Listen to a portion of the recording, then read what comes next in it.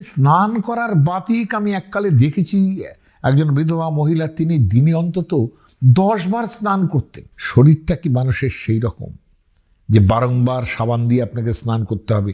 সাবানটাকেও তো অশুদ্ধ বলবেন, ওটা সাবান যেসব জিনিস দিয়ে তৈরি হয় তার মধ্যে চর্বি থাকে। আপনি আরতি করতে গেলেন, আরতির প্রদীপ আপনার পড়ে গেল, সঙ্গে সঙ্গে অমঙ্গলের যে আশঙ্কা, এটা বাতিক তৈরি করে।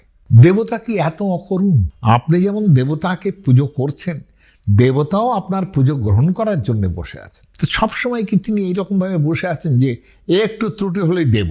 আমি এরকম দেখেছি, ঠাকুরের আরতি হচ্ছে, সেটা আরতি করার পর যিনি আরতি করছেন তিনি একবার হাত ধোবেন। আপনি আধ ঘন্টা ধরে আরতি করছেন বিভিন্ন জিনিসের দ্বারা, তার মধ্যে প্রত্যেকটাতে আপনি করে একবার করে হাত ধুচ্ছেন। আমি নিজের চোখে দেখেছি, আপনারাও দেখবেন। চামড়ে হাত দেবে, সঙ্গে সঙ্গে হাত ধুতে হবে। একটা সুন্দর কাপড় দিয়ে তার নির্মঞ্জন করা হয়, গালে মুখে করার আগে হাত ধুতে হবে। সকলের মধ্যে এই শঙ্কাই কিন্তু আলটিমেটলি একটা বাতিক তৈরি করে, যেটা অভিনবগুপ্ত বলছেন। অভিনবগুপ্ত যিনি কাশ্মীরি শৈবী প্রত্যভিজ্ঞার দার্শনিক, তিনি বলছেন যত্র যত্র শঙ্কা তত্র তত্র অশুদ্ধি। যখনই এটা ভাবছেন, যেখানে যেখানেই আপনি শঙ্কা করছেন নিজেকে, সঙ্গে সঙ্গে অমঙ্গল তৈরি হচ্ছে।